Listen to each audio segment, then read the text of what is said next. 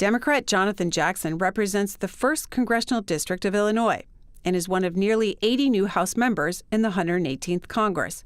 He comes from a family of political activists. His father is the Reverend Jesse Jackson, and his brother, Jesse Jackson Jr., once represented the state's 2nd District.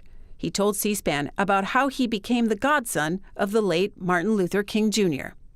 Well, I was 2 years of age. I was born in 1966, and so I was born at Holy Cross Hospital, and I went to Billings Hospital for the emergency procedure.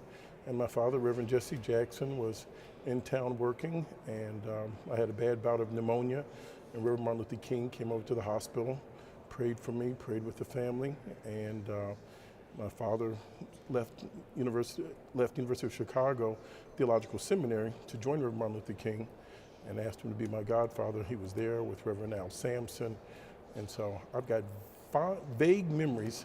I was in a plastic container from having some breathing issues, but that's how it all began.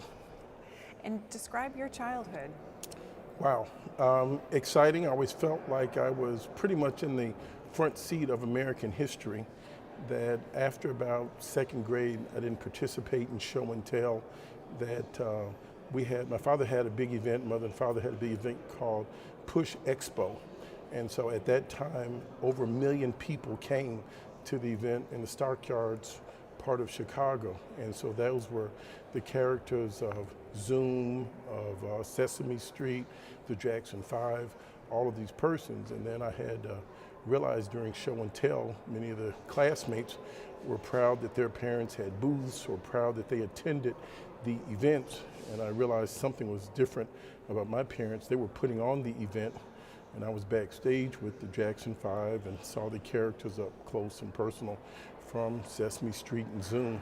So I didn't want to take any of their shine away, so I celebrated their stories and held back my personal stories about being involved. So we were always on the front end of seeing arts, entertainers, and theologians and ministers that were coming by the house. So although you'd sit in the sanctuary and see these ministers speak, I would see them at our house for dinner, so I knew it was something different. So I always sat at the table and was very attentive to learn all that I could. Were you always interested in following politics and following your father's footsteps? No, I would probably be the furthest from it. I had a speech impediment, and I never saw myself being a public speaker. So I kind of went my own way. I always wanted to be in business. I've done that for over 30 years. Thank goodness for a good public education, and speech pathologist. Fully funded public education is something I care a great deal about, because I know you can cultivate potential and unbridle people's tongues, and I want to see that happen for everybody. That should not be selective, that should not be privatized. Our nation can't afford to do that. But this was a special circumstance. The 30-year incumbent decided not to run. I made up my mind to run within 2 weeks. I never imagined running for Congress, never mentioned my name in Congress before. But at this age and point in my life, I was 56 at the time, I said to my mother and father, and asked my wife and shared with my children, I said, I think I'm going to go for it. And so I was nervous, but felt well prepared for it. I've traveled the world with my father on diplomatic missions, on humanitarian and ecumenical missions. And so I was familiar with some of the work of the Congress. And so it was an opportunity I felt I would give it a try. And 1 year later, thank God, here I am. What was the reaction from your father and mother when you told them? Oh, let's go. So it was short, it was sweet. So my father was 80 at the time. My mother's about 77, 78 at the time. And it reinvigorated them. They had another campaign in them. They were social justice advocates, freedom fighters, and they believed in me. That's impressive. Yep. It seems emotional for you. It is. Well, it all happened so fast. And if you can imagine just changing your trajectory in life and something, it's a true honor. I believe there have been 12,505 people to have served in the House of Representatives since 1789. And there have been 176, I believe, African-Americans to have the voting card. So this is like beyond my wildest imagination. You know, when you're a child, you want to have a badge and feel a level of protection. But having a voting card says that you get to determine who gets a badge across the country. You get to determine voting rights across the country. You get to determine gun laws across the country. It's so much bigger.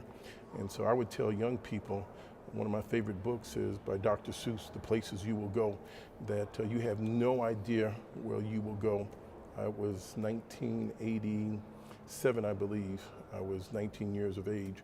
And my father says, we're going to jail for free South Africa and for free Nelson Mandela. And I said, free who? Nelson Mandela was not a household word at that name. Free South Africa, it was U.S. law. ANC was called a terrorist state. And so we went to jail, my mother, my father, my brother, my sister, and father, all for free South Africa. And just a year ago, this time, I was introducing a man that was called an outlaw, a man that was called a terrorist by the United States government. Now, President Ramaphosa is the president of the Republic of South Africa, and I was the Democratic nominee on behalf. So I see American progress, I see progress in the world, and I wanted to do my part to pick up the mantle and run the laps that I can and make advancements for all people. Any advice from your dad? Yes. Keep the faith, stay strong, stay diligent, and do what I'm prepared and what I'm able to do. So he's with me always, and so I feel as if he's on the floor with me. I feel as if civil rights, I feel as if human rights is on the floor, and so I'm just honored. And although he's not a member and can't be on the floor, when I look up into the gallery, I see all the civil rights fighters and heroines from Ida B. Wells to Sojourner Truth to Reverend Martin Luther King, my father and mother, and so many others. So for all those that have made the sacrifices that I acknowledge and I'm proud to say laid a foundation for me, I'm grateful.